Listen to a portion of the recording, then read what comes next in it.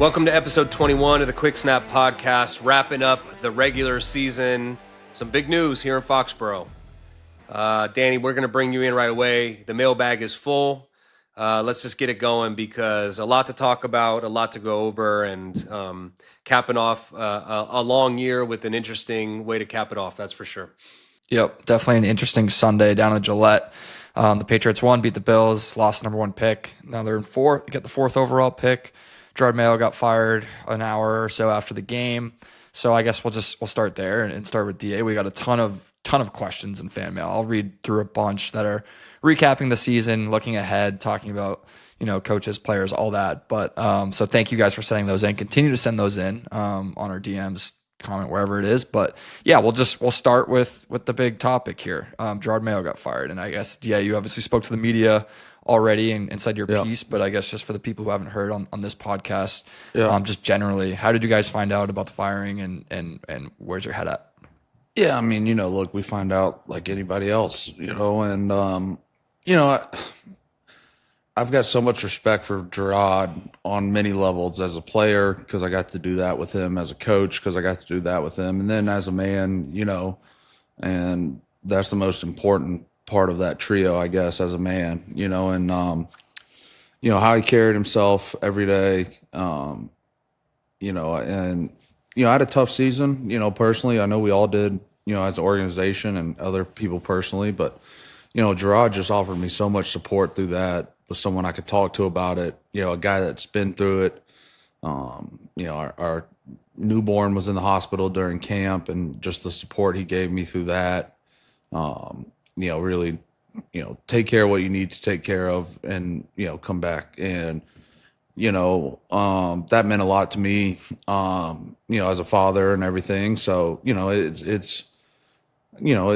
it's the unfortunate side of our business. Like, it's the best business to be in. It's also a really shitty business to be in. And, I'm very fortunate. I haven't been fired yet. And, and Hoy, you have, and, there's very few people that get to go out on their own terms, and whether it be a player, coach, whatever it may be, that's just very rare. And you get in this business knowing that it is not for long.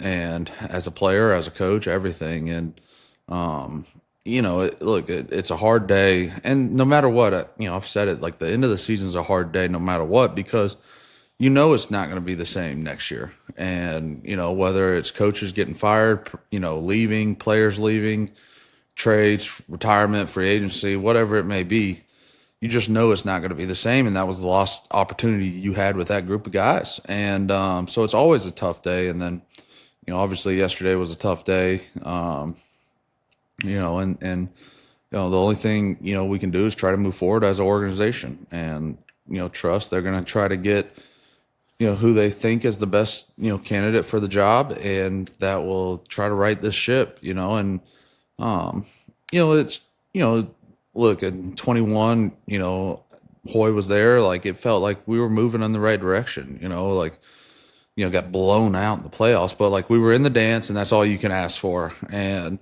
and then even in 22, like things weren't going well, but at the end of the year, we were 8-9, we're fighting for a playoff spot, down the stretch. And then 23, things started going awry, and kind of the same this year.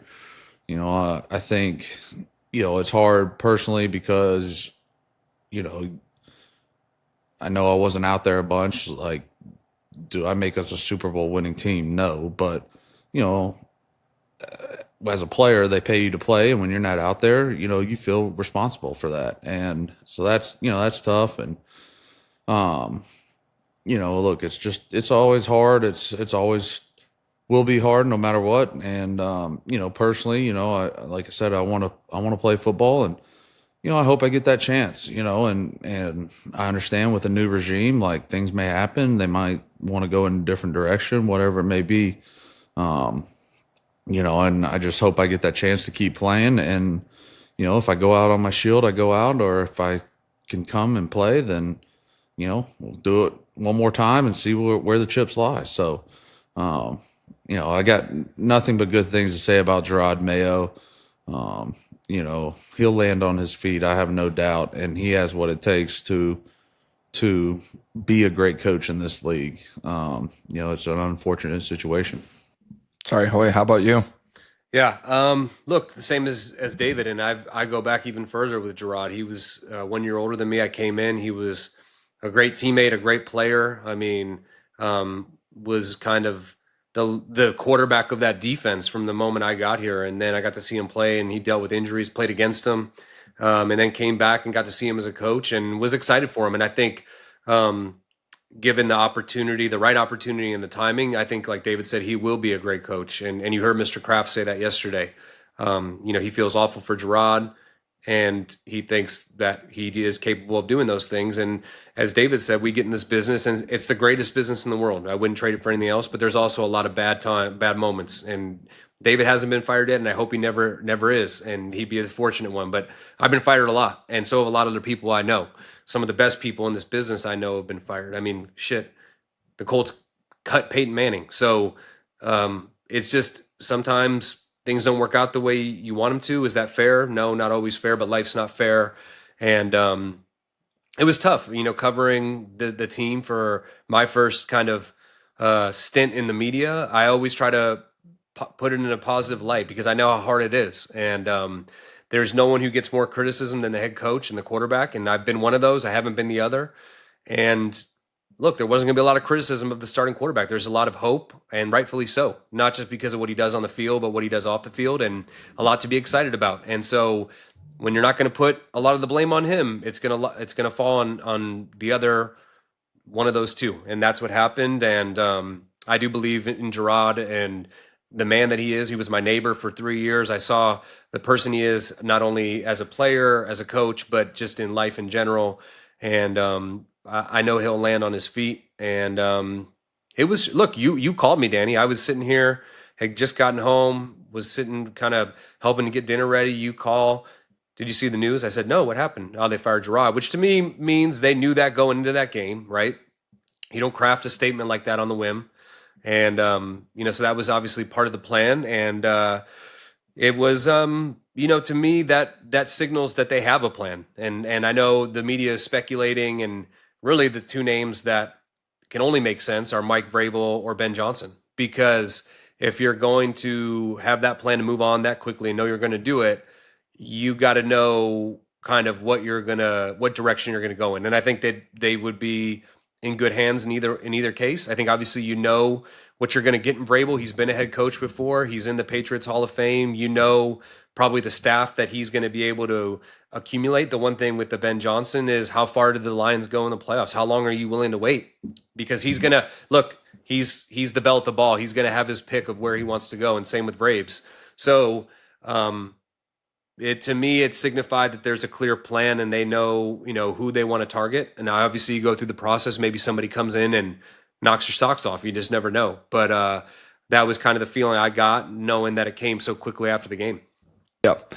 Well, appreciate that. And now looking more so just at Sunday's game and moving on from Jerod, we've talked about tanking a lot on this show, and I know the answer to this question, but we got a million of these questions from fans. So I just one more time want you guys to kind of articulate this. But can you explain whether the suggestion to throw a game to tank is insulting to players or not? Because obviously we lost that first pick. Fans are mad, but just talk us through the idea of tanking in the NFL. I mean, I'll just start because I've been on more bad teams than you, David. I don't even know how you would I've never been in a room where you could even design that. Now, look, I guess you could look at the Chiefs, and they weren't necessarily tanking. They were just we're not playing anybody. We really don't care about the outcome of the game. That type of thing. But are you going to tell Joe Milton, don't go play well? It's your first opportunity to play in the NFL. Are you going to tell those young guys who are on a roster bubble, who this may be their one and only chance to make an impression? I don't even know how you do that as a coaching staff. I don't know how you do that as an organization, unless there's a mandate from a higher level to say, literally just hand the ball off every single play of the game, which would be so obvious. And so I've been in. Now, granted, I was lucky enough the 2 years I was on a team that only won 4 games. I was on IR, similar to David. So you're around, but you're not that much, you're not that involved. But I promise you, as I went and watched those guys play those last few weeks, those guys are playing for their jobs. It's not, I mean, how do I say this in a way? It's like you're playing for an organization, but that organization only owes you for so long. And then it's about you and your reputation and what you put on the line because, yeah, that organization may want the number one pick. But if you're a free agent or you're a guy who hasn't really established himself in the league, if you go out there and don't play well, that's on you. That has nothing to do with the team. No one's going to go into free agency and be like, oh, when Joe Milton got the chance to play, the Patriots were trying to tank, and so we'll let him slide for that. They're going to evaluate him just like it's any other situation or any game. I'm just using him for example because obviously he was a big part of that victory in the storyline in that game. But I mean, I get it. Like when as a fan, you're sitting there like, man, we'd really like the number one pick. But how are you going to get 53 guys to go out there and just not perform their job? I don't know what incentive there is for those players. No, yeah, well, you said it perfect. I mean, I couldn't imagine if someone told me to go and lose a game. Like, I'd probably say, kiss my ass. Right. Like, yeah, I'm not going to play. Like, if you want me to lose, I'm not going to play. Like, I can't stand for that.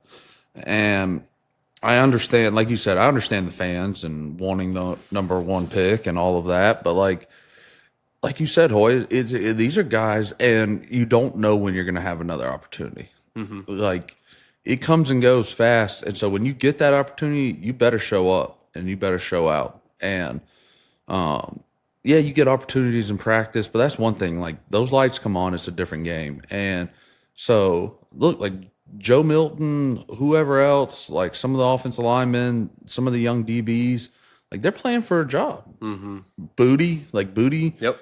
Went out there, played great. Like, I think that shows like whoever may come in, like, all right, this deserves a chance to be here.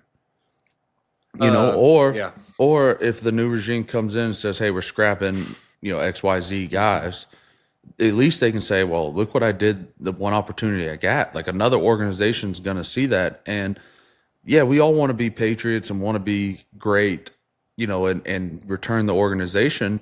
But like Hoyer said, like, there goes push to shove when it comes, and you've got your own personal reputation, and it's very unlikely that a lot of guys stay here and play for 10 years. Yeah, we'd all like that for some cases, but I'm very fortunate to be here for 10 years and hopefully 11, and that's just not a reality of this business. So no matter whatever opportunity you get, you have to take advantage of it. I don't know what the comparison would be to the real world.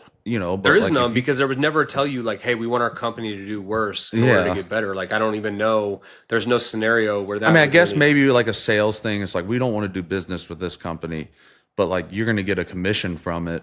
You're not going to take that, opportunity, even though the company doesn't want you to. Like, and you're going to get, $100,000 commission. I don't know what it would be like, but.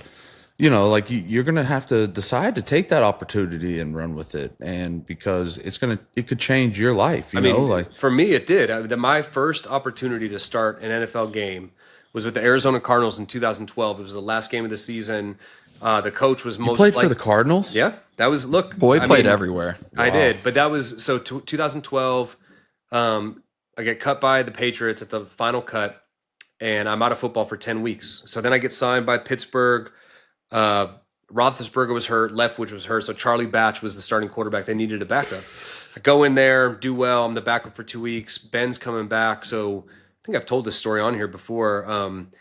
They're gonna release me on Saturday because back then you had to make a roster spot to bring somebody up from the practice squad, and so I was now the fourth quarterback. So they're like, we're gonna release you, but you've done really well. We want to keep you. I remember sitting in Tomlin's office. He's like, I know your wife's back in Cleveland. Go home, see your wife, see your kid, and then just come back on Monday. We'll re-sign you. I was like, all right, great. I got a spot. And I was at home having dinner, about to drive back to Pittsburgh, and I got a call, and I didn't answer because it wasn't a number I knew, and it was Jason Light, who was the assistant GM at the time out in Arizona. He's like, hey, we claimed you off waivers. I didn't even know that was a thing. And so you have to go. And there was only 3 weeks left in the season. So I'm like, he's like, can you fly out tonight? There's a flight. And I'm like, dude, I'm literally about to drive back to Pittsburgh. I didn't know this was going to happen. So I flew out the next day. Long story short, the last game of the season, they had nothing to play for. Most likely Ken Wisenhunt was getting fired. And they're like, you're going to start. And I'm like, this is amazing. Like, I'm going to finally get a chance to play in the NFL. You think that I was going to go out there and do anything less than the best I could so the Cardinals could have a better draft? I didn't even know if I was going to be there the next year. So for people to look, I get it. Like in your mind, you're like, oh, go out and lose so you get the number one pick. Yeah, okay, that would be that. I saw an interesting thing on X, and they said the two lowest seeded teams, so like whoever have the two worst records, should play on the Thursday night before the playoffs, and whoever wins gets the first pick. I like that. So there's no such thing as tanking. You got to play a game to win to get the first pick. Or I saw Bill kind of mention that doing the lottery, because no one's going to tank. That's just the reality. You may put your worst players out there, but these are guys that playing in the NFL. They're still good players. And so when they go out to play, they're going to play their balls off to make sure that they look good and have prolonged their career before they do anything for tanking for that organization. Mm-hmm. Yeah, well, the lottery is an interesting thing. The NBA does that. NHL does that. I mean, it's very interesting play. But thanks for touching on tanking. And we have another one here. You guys mentioned Joe Milton's name a lot. So we got a bunch of questions about Joe Milton. So this is why I'm not saying anyone's specific name, but it's from everyone in Pat's Nation. Okay. Rate Joe Milton's performance. Just Sunday 10, was fun to 10, watch. fucking 10. It was good. Yeah, I mean, my favorite throw he made was that one to Pop that got called back. Yeah, Dude, I don't know if I've ever seen a ball thrown that hard in 15 years of playing in the NFL, watching the NFL, and it was cold and windy too. Like, that was ridiculous. I asked him if he ever played baseball because Oh my god, I was like, could you see him like He's an athlete. crow hopping from center field and just gunning someone out my at the God. plate? That's all I had. it'd in be my like head. 107 miles an hour. I bet. And that Yeah. play we talked about earlier when I think it was the Titans game when Drake was scrambling for 12 seconds. Yeah. That scramble on that play that Lasted got called a long back time. was probably like 8 seconds. Yeah, it was long. Another question here on Joe from Ford K. Is there a Taysom Hill role for Joe Milton in the future in New England? You know, maybe short down packages, run packages, line him up at tight end. No, I mean, I don't know. I mean, Taysom is such a different player. Yeah. Like Taysom plays on special teams. Yep. Like I think he's a really interesting player. Like, and I like watching him play. You know, blocking, doing all of that, receiving, like running tight back. end. Yeah. So I don't know. I mean, you know, I don't know if Joe's done that in his career. So, you know, I think Taysom's just a football player, man. Kind of do it all. Look, I'm going to so. speak for Joe Milton. He's a quarterback. He is nothing other than a quarterback, and he proved it. And then look, people will say, "Oh, he's playing again." It wasn't the preseason. This isn't when 80 guys are on the roster. Those are regular season 53-man roster players he's playing against. And some of the plays he made were some of the best plays I've seen at the quarterback position all year. I mean, the scramble touchdown to Booty was ridiculous. And the one that got called back was another one, obviously the athleticism to get away, but then the throw itself. And now I've seen that there are reports that other teams are already calling the Patriots like, hey, is this guy available? And so look, and Mr. Kraft said it, like, look, we may have lucked out and gotten two quarterbacks. And so the old adage is if you got two quarterbacks, you don't have one. Well, we know they have one in Drake. And so now what do you do with Joe? Do you keep him to be the backup? Do you want two young guys as your main two guys? Usually now there's a third quarterback as part of the roster because they kind of changed that rule after what happened to Purdy. Do you want to keep him because he's a good young talent? Do you want to use him for draft capital? Because I'm sure, and kind of, you talk about being lucky, hit it at the right time when the quarterback class coming in this draft is not very strong. I mean, I'd be willing to bet if you take what Joe Milton did in that game in the preseason and you said, hey, where would you draft him in this draft? He'd be a first rounder. For sure. So I'm not saying anyone's going to give you a first round pick for him, but they might give you a third. You know what I mean? A team like the Cleveland Browns, who may not have an opportunity to draft the one quarterback they want because they're not the number one pick. Who knows? I mean, Mr. Kraft definitely knows what he was doing when he was out there saying that in the press conference. That's for sure. Yeah, and that kind of leads me to the next question here that was sent in from Diehard Pats fan. That's his username. And you kind of hit on it. But do you think bringing in a veteran quarterback behind Drake, because Drake's obviously the guy, bringing a veteran quarterback next year is a good plan? Maybe like a Brian Hoyer type of guy? I'm still active, baby. Still active. Yeah, you haven't turned those papers in, have you? Not turning those papers in anytime soon. Look, I think it depends on what you want to do. If you want to keep Joe Milton as the backup, then you definitely need someone. And look, Jacoby Brissett was here, and Drake has hit on what he's meant to him, and having that guy in the room But as David just said, you don't know what the new regime is going to be. And so how does that fit in? So, but in some aspect, I think you need someone in there who is a veteran guy. A lot would have to do with the scheme. That's, look, let's just call it what it is. In football, it's a lot about relationships. And especially at the quarterback position, these offenses are so unique that if you have a guy that's a veteran that knows the system. I mean, that's why I went to Vegas with Josh. Let's just be honest, because no one else knew the offensive system better than me. Now that Tom had not stopped playing because I'd been in it the longest, and I was going to Should be have doubled down on that, Hoy, and been like, I knew it better than Tom. No, I can't say that. You should have doubled it down. No on way, it. no way. But I was going to be able to would've. help Jimmy because he hadn't been in the system for a long time, and I was able to help Aiden O'Connell, who ended up playing really well as a rookie. So if Ben Johnson comes in here, let's just throw his name out there. That system, is it going to be Teddy Bridgewater, who just coached his high school team to a state championship and literally Isn't he with the Lions? yeah, now? and he's playing and he signed for the playoffs. So like, is it someone like that who knows the system? But I do think you need that veteran presence in the room. Look at Josh McCown, who's now the quarterback coach for Sam Darnold. He was his backup when he was a rookie. So I think having that person in the room to kind of be the bridge between the coordinator, quarterback coach, whatever it is always beneficial. All right. Well, hypothetical, Mike Vrabel gets hired, Josh McDaniels comes in, Brian Hoyer. I don't know if David only sees me like a few days a week now. He's not going to want to see I don't me know every if I can single do day. 7 days of Brian Hoyer again. I know I'll be able to come in and take a snap right away, though. It's like riding a bike. Well, this one's for Like DA. glove. I want DA to touch on this one. This comes from Brandon Alexander. And I'm going to add a part to it. But he asked, what did you take away most from the 2024 Patriots? And I'm going to add, because I think we talk about Drake May a lot, but like not in too much depth. I know you weren't in the locker room as much this year and around Drake. His hands weren't up your ass as much as you would have liked this season. On, as Hoyer said. But just talk to us about the biggest takeaway from the Patriots this season and also just Drake. Like, what is he like as a leader and is he the guy for this franchise moving forward? Yeah, I mean, look, I think as you get older, you try to take lessons learned, right? And you can look at failure in one of two ways. You can be sad about the failure and mope and, whoa, pitiful me, or, whether it being hurt, failure, whatever it may be, let's say, or you can try to find lessons in that and, and try to, take your situation, whatever it may be, and make the most of it. And that's what I've tried to do. I'm,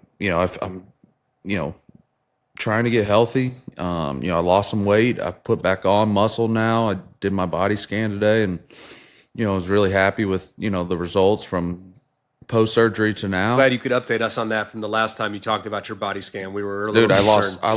I lost in 2 months. I lost 6 pounds of fat and put on 5 pounds of muscle. Or no, 5 pounds of fat lost, 6 pounds of muscle put back on. So Nice. like things like that validates, the hard work you've been doing. And, it's something, it's hard when you get through the season, your body's shot and you are spent. And so you do have to take some time, especially as you get older, to try to recover. And, those nagging injuries, let's say, whatever it may be, probably would have been shoulders for me, to try to recover and build back up. Well, I've gotten a head start on that in the past, 6 months and, or I guess really like 2 to 3 months. And, I'm kind of on a clean slate right now for the most part. And I'm able to train. Like today I trained. I would have never trained 2 days after the season, would have slept, ate, done whatever I wanted to do. And then I usually take a week off and then kind of start,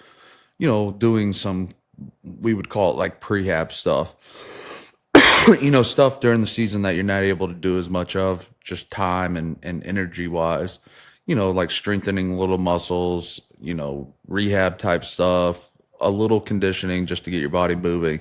Like I'm able to do all of that now because I didn't play, barely any. And so, it's trying to find those little things. Look, a lot of lessons in leadership, and just trying to continually learn and evolve. And, I think that's what you have to do, no matter if you have success or fail. And like we said, the success is few and far in between. Like there's only one success in this in this game, and that's, winning that game in February. And so, but even those moments, I mean, early in my career, like I remember day one of OTAs. Usually it's like a haha, kiki, welcome back, good to see you. I remember it was like at that first week, there's not much install going on, like, kind of more philosophical, like this is how we want to play, this is how we want to do things. I remember the first year, one of the first years after a Super Bowl, Dante pulled up a low light tape of the Super Bowl. And we were like, yo, like, but that's just what it was. Like, it was important. So It was to not as take a much look, philosophical. no, it was I was philosophical of you getting your ass chewed. But that was, like there's lessons to be learned in everything, and that was the message in that, And so, but look, on Drake, a big part of the reason why I would want to come back and why I want to play is him. I want to get the chance to play with him. I think he gives you a chance for success. And that's what I want. And and also just to get to play with him, like the bond you get with playing with people, especially quarterback center, is awesome. And I love that part of the game.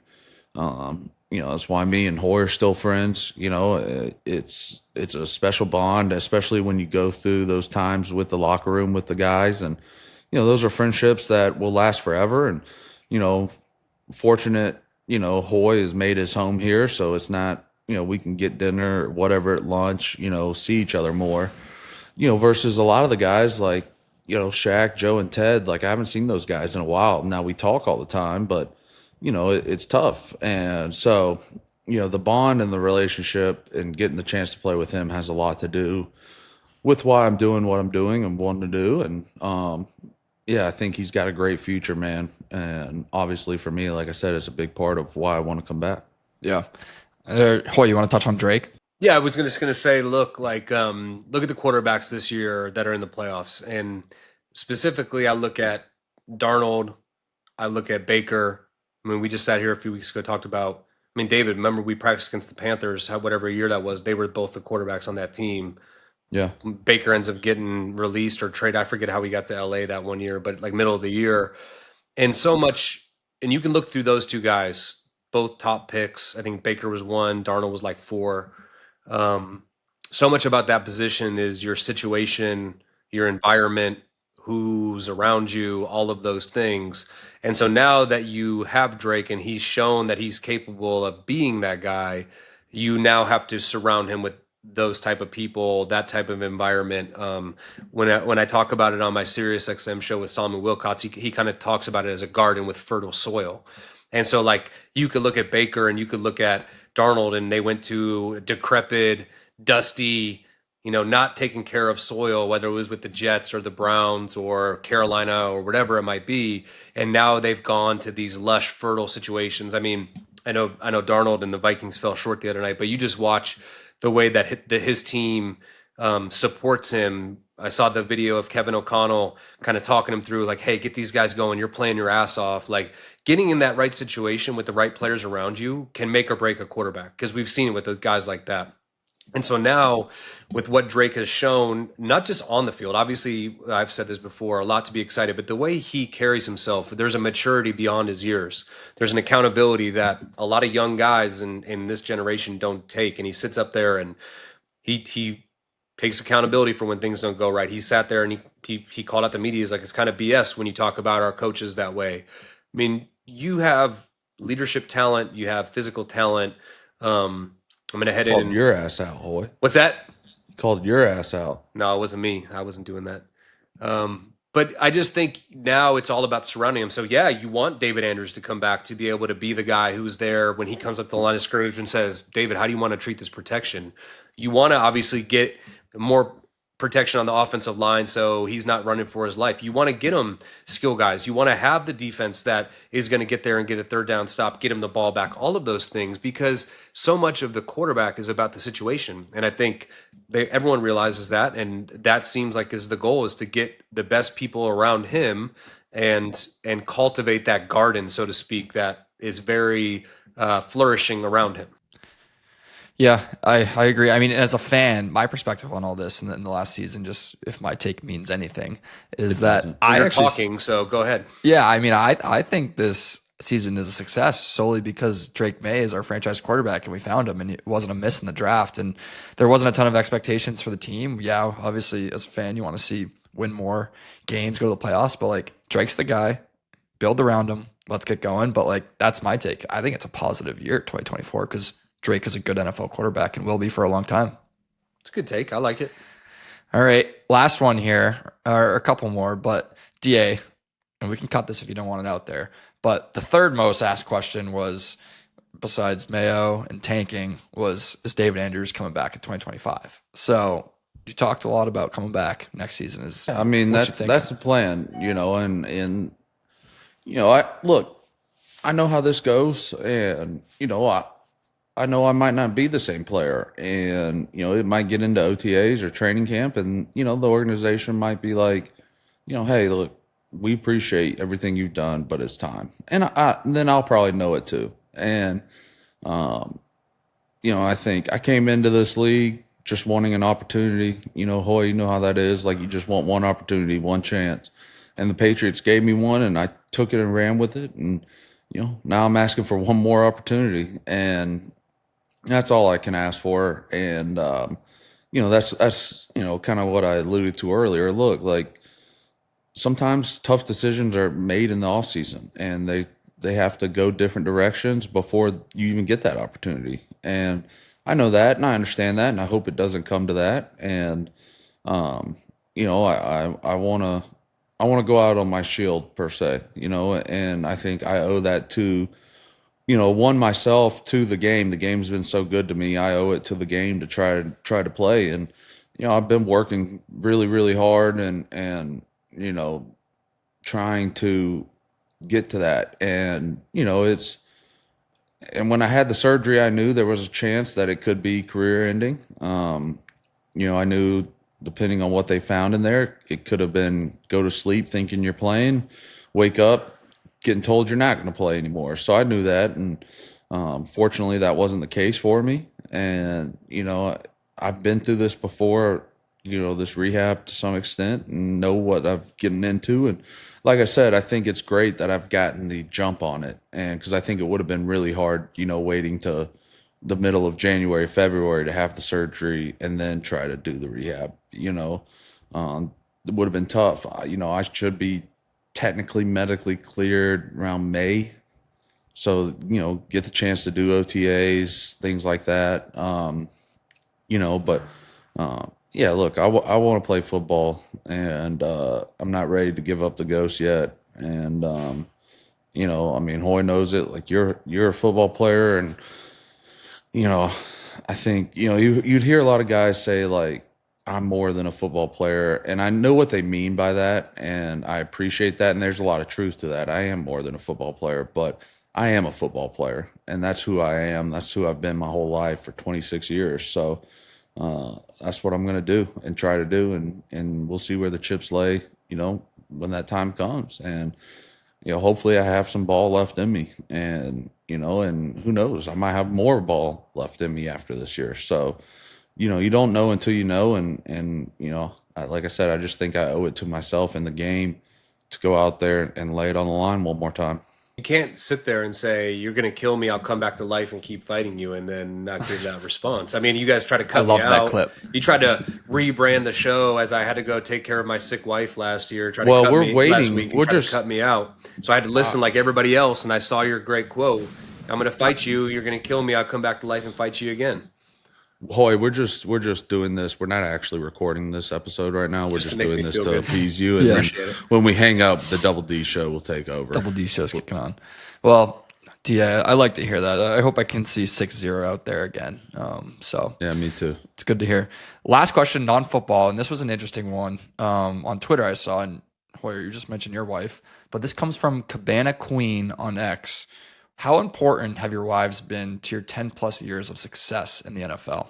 Oh, wow. Yeah. I mean, you want to go, Hoy? Yeah, I mean, look, for me, in we just talked about it's the greatest business. And when I came in, similar to David, I was undrafted. I was like, man, I hope I make the practice squad. You make the team, on the team again. Third year, you go to the Super Bowl. Things are going great, and then get released, move from town to town. My wife has held our family together. She's the rock that when I came to her in free agency and said, hey, we got to go to San Francisco, she was like, all right, let's do it. Hey, last year, Josh wants me to go to Vegas. All right, we'll figure out a way to do it. It's your dream. Like, and so for me, and we've known each other since we were 16 and 15. So she's my best friend. And to have her along with me has been huge. And she listens to the podcast, so I hope she'll hear it. But look, she's, like I said, she's my best friend, my wife, the mother to our children, who she's done an incredible job, because as David is going through it right now, you don't get to be around a lot. And it's not a complaint. It's just that it is what it is. And so football wives, they do a lot to keep the player, going to practice, going to meetings, you're traveling, all of those things. And I'll say this, her family with her too, her parents, her siblings coming to help her out when, I'm going to be gone. When I came back to the Patriots in 2017, when I first met David, came back, we went and played in Denver. I know that was an unfortunate memory for you. And then went straight from Denver to Mexico. And so I didn't see them for almost 2 weeks. And in the meantime, they had to get our dogs, the kids, moved out of the house, find a house in Boston. So couldn't have done it without her. And even when I thought it was going to be done, she encouraged me to keep going. And so can't even put into words what she's meant to me and our family for me able to do this. Wait, high school sweethearts? Yep. That's beautiful. Yep. That's Yeah. beautiful. All right, DA. I think, we weren't high school sweethearts. We met in college, but I think when you have relationships like that, they really don't know what they're signing up for. No. And the long hours, the bumps, the bruises, I've been in the hospital through surgeries and other things, 5 times now. And, my wife's been there with me every time. And, I can't, my wife's been great. Thankfully, like I've never had to see her in that condition. And, I can't imagine, and some of the things she's seen me go through and, stuff like that, it means a lot to you. And, look, we've been fortunate because we haven't had to do the moving thing, Hoy, and I can't imagine, that, but I heard someone say one time, unfortunately the wives see the worst side of us and everyone else gets the best side of us, and your teammates get the best of you every day, your coaches, and then your community stuff you're doing, they get to see this great side of you. And then, sometimes you come home and you're not the best you, and they're wearing the brunt of that. And, it's a lot. They share their husband with a lot of people and share their husband and, partner or friend, whatever, with a lot of people. And whether it's like, hey, I got to do this tonight. I got to go do this tonight. I got to, I'm leaving at 5 a.m. in the morning. What time will you be home? 7, and when I get home, I'm going to be barely able to walk because I rolled my ankle or whatever it may be, and so they wear a lot of that and wear a lot of different hats, and there's a lot of times where something's wrong at the house and you can't be there to deal with the people coming to fix it or doing it. Like she's got to handle all that. And, we don't have our phones at the building really. So like, it's always hard, like funny when you're having to like set something up because it's like, you might have like an hour break at 12 o'clock, but then you're in practice from 1 to 3, then 3 to 3:30, you have a break. Then you're back in meetings to 4:30. And then, by the day's over at 5, well, most people are shut off, like their offices aren't open and things like that. So, it's like, I've called my financial advisor at like 6 a.m. on the way to work, and he just understands like these are the times I'm going to talk is between the hours of 5 and 7:30 usually, or 5 to 7, 8 o'clock at night. And, So the wives do a lot, man. And, I like Brian said, I don't think my wife had any idea what she was getting into with the NFL life. And look, the thing is too, like they sacrifice a lot of their dreams and passions and things like that to be with us. And so we can chase our dreams, and, I can't imagine doing that, the selfless act of that sometimes. And so I've been fortunate to have a lot of great teammates, but I say my wife's been the best teammate I've had, over my 10-year career. Yeah, the reality is, and I've always, and like you said, even though you haven't had to move, for us, we go into a room and automatically have 53 friends. And so I know for my wife to experience early on, her friends come and go, and then all of a sudden we were the ones coming and going. And then it's like at some point you kind of just, not, I don't want to say give up, but they get the tough part of it. And then on top of it, like you said, this isn't a job that like is easy to leave at the door. Our job, you're constantly thinking about it. And so when I go home on a Wednesday night at 6 p.m., I'm sitting there thinking, I'm like, all right, third down install tomorrow. I gotta know what the defense is doing. I'm anticipating what plays we're gonna put in. All the meanwhile, I'm getting an email from the coordinator. I mean, it's a lot. And Bill used to say, like, what he used to say, like, you're going in the tunnel, there's no light at the end of the tunnel, like put things in the drawer. You're going to be able to, and so it is kind of like when you get to that off season, you finally get to reconnect fully with your wife, your family, and so for them to hold it down for us is a tough job. And so I think you're talking to two guys here who realize how lucky we are and appreciate our wives for all that they do for us. Yeah, that was really touching. I'm glad they got their flowers. I'm glad Cabana Queen sent in that question. So thanks for hitting on that. Thanks for hitting on all the I do other love questions. a good cabana. Ooh, I love a good great cabana. cabanas. I lost my wallet in a cabana one time in Miami, though. That wasn't too enjoyable. Well, yeah, thanks for the fan mail. Just keep sending in those questions. Well, just so everyone knows the schedule of the show, we're going to keep running weekly through the Super Bowl, probably pause for a few weeks after the Super Bowl, and then touch on some things in free agency, the draft, things like that. We'll still be in your ear over the offseason, but keep sending in the fan mail. We love it. All right, should we talk about some absolutely terrible Week 18 NFL football and then some playoff preview here? I think we should talk about maybe one game. Yeah, go ahead. Okay, Week 18 around the league. I know it wasn't a lot of meaningful games, but we still got a Hero of the Week, and I think DA and I are going to go separate again this week. Hero of the Week is brought to you by Hero 95, a crisp, low-calorie lager, only 95 calories and 3.6 grams of carbs. Go find Hero at your local liquor store. Your friends will thank you later. Head to drinkhero95.com. Hero 95, brewed for the hero in you, and this week's hero is Jahmyr Gibbs, coming through in the most consequential game in NFL history, regular season game. That's what it was being called. First time, I think, 2 14-team wins were playing at the end of the year was going to determine the number one seed, who wins the NFC North. And this guy came up clutch big time. Sonic, that part of that backfield, Sonic, and Knuckles. Knuckles is out a little bit right now. Obviously, the Lions dealing a lot of injuries, and this guy comes up with a clutch performance, 170 yards total, 4 total touchdowns, clinching the number one seed, which, in my opinion, the Lions needed this more than the Vikings just because of the injuries they're dealing with. So it gives them time to rest. Hopefully he gets his Knuckles back to his Sonic and Montgomery and some of these other guys. And look, they've even talked about Aiden Hutchinson maybe possibly being back if they make it to the NFC Championship or the Super Bowl. So clutch performance, that's my hero of the week. I agree with David's too for other reasons. I'll let him kind of weigh in on that. Yeah, Gibbs, Georgia guy. Wish he would have gone to Georgia, but that's neither here nor there. But yeah, I mean, very well deserved. I think got to give some shout outs here to Mike Evans. I mean, what is 11th year in a row with 1,000 yards. And I do love the Bucks just getting it done for the boys. $3 million bonus. I don't know if it's a record, but he joined Jerry Rice. I think that's the only other guy who's done it.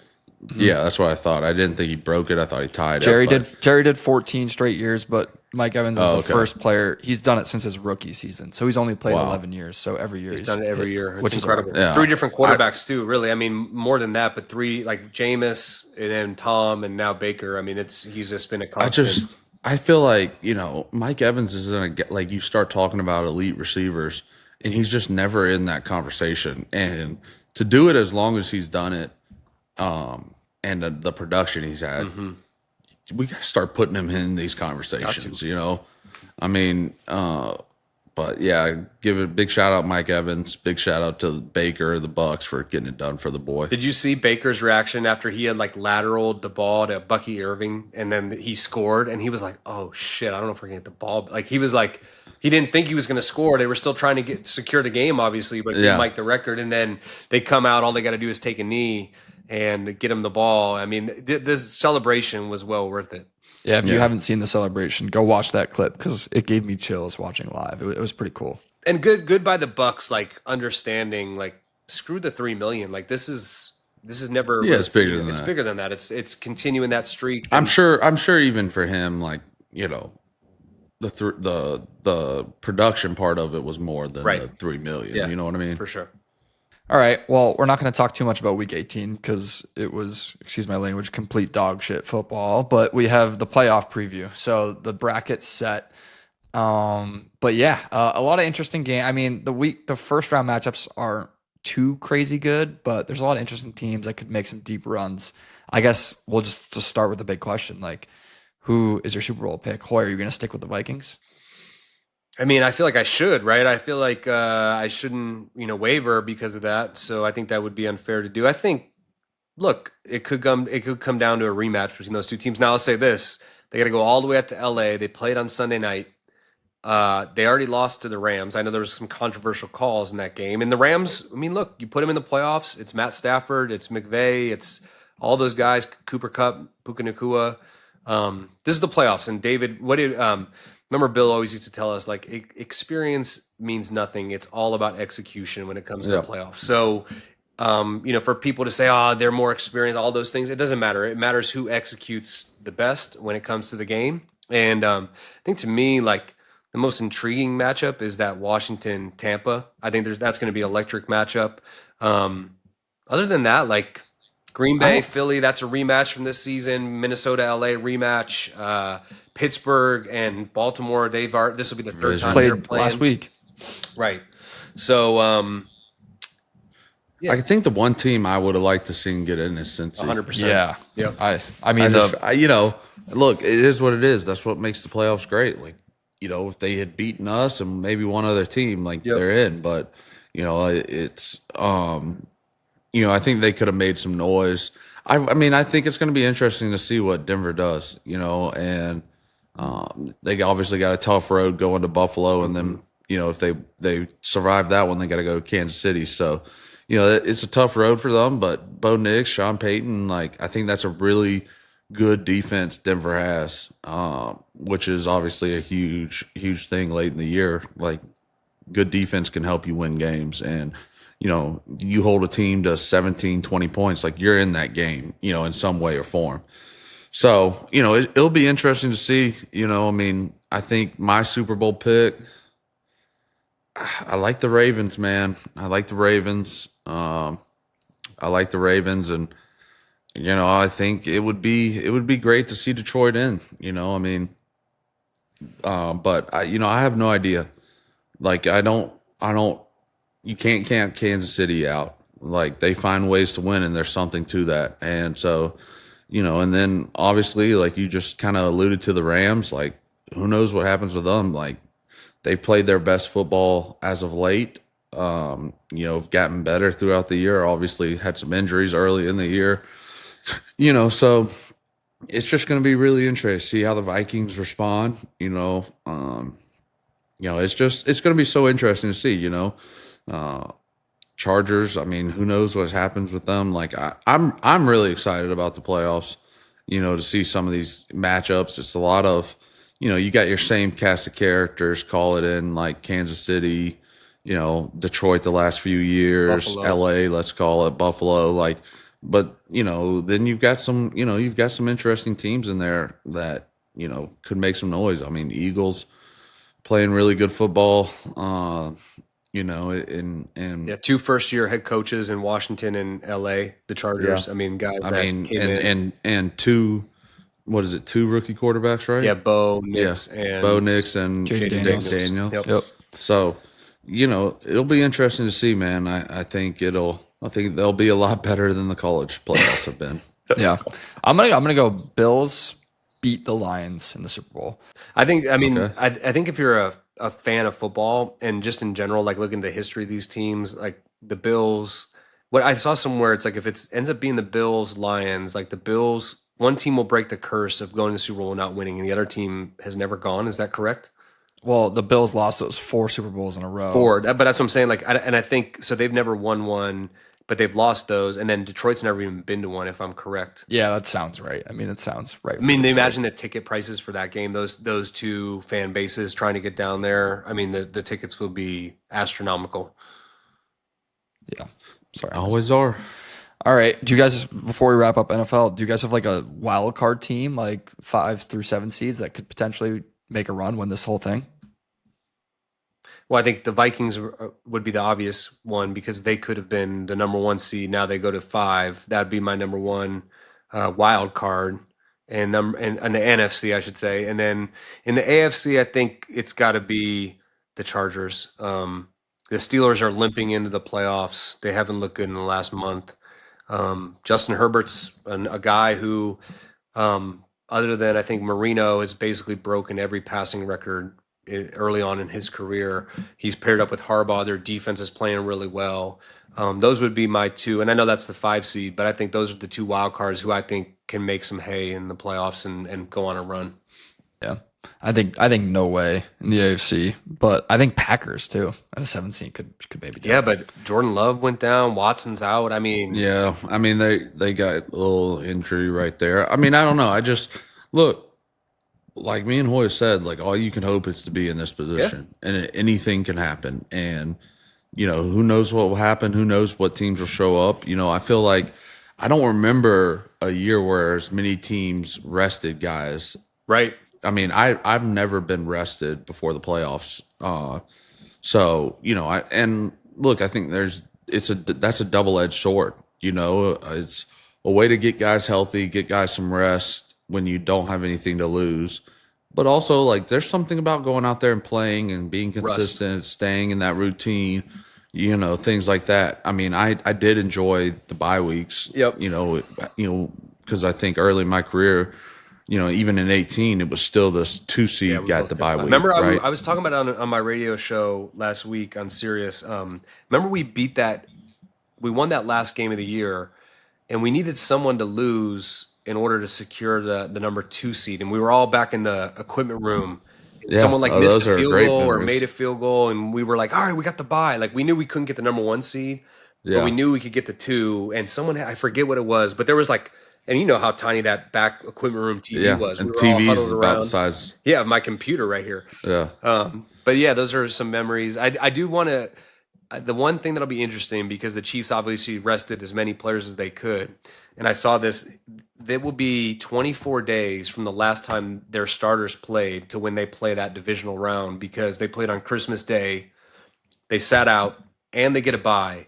So, I mean, that's a long time to not play real football. So how will they come out with, I'm sure they'll be fresh, but it's like, and David, like the speed in the playoffs, everything just happens a little bit faster. Yeah, and I like when you get the bye and you play week, and obviously we were still playing 16-game seasons, but when you get the bye, it is much like it's like, oh, okay. And you work all week, and then you get the bye is really like you would get Friday, Saturday, Sunday off. Yeah, so which was nice, and but you were still working all week. I mean, that's a long time not playing football, man. And that football shape, like it doesn't go away in a week, but 2 weeks it can start slipping from you, man. And so I'm sure they were practicing and doing stuff, but it'll be interesting to see. I'm excited for playoff ball. Stick along. We'll have some recaps, previews throughout the playoffs. But other playoffs, quickly before we get out of here, I need some winners from you guys for the college games. We got Thursday night. We got Notre Dame after beating the Georgia Bulldogs. DA's Georgia Bulldogs. I'm going all Big Ten championship, DA. Where's the SEC at? Come on. Okay, I'm going to say this, and I want to give Marcus Freeman, that's his name, right, of Notre Dame. I want to give him his flowers. I haven't watched a lot of Notre Dame football, and that was a very impressive win, in my opinion, by him. I haven't seen Kirby Smart, call it out coached in a long, long time. Maybe Saban, in one of those games, but I truly felt like he coached his ass off and had his team ready to play. Um, and just some of the situation stuff, the bluff punt, Hoy. What a great situational play by him and to organize. I was like, when they jumped off sides, I was like, are you kidding me? Because they were in shotgun, no back in the backfield. Like, you're really not worried. Like, QB sneak, guy under center, I could understand, jumping off sides a little bit. But, I was like, man, that's obviously a, no-brainer type of situation.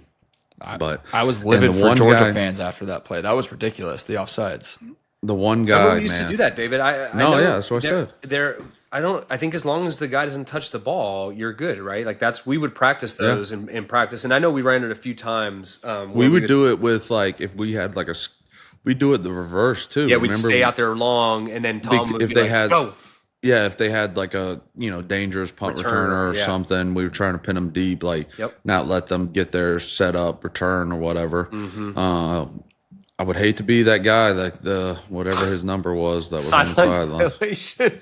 I would not want to be him. But I don't know, man. I think I like.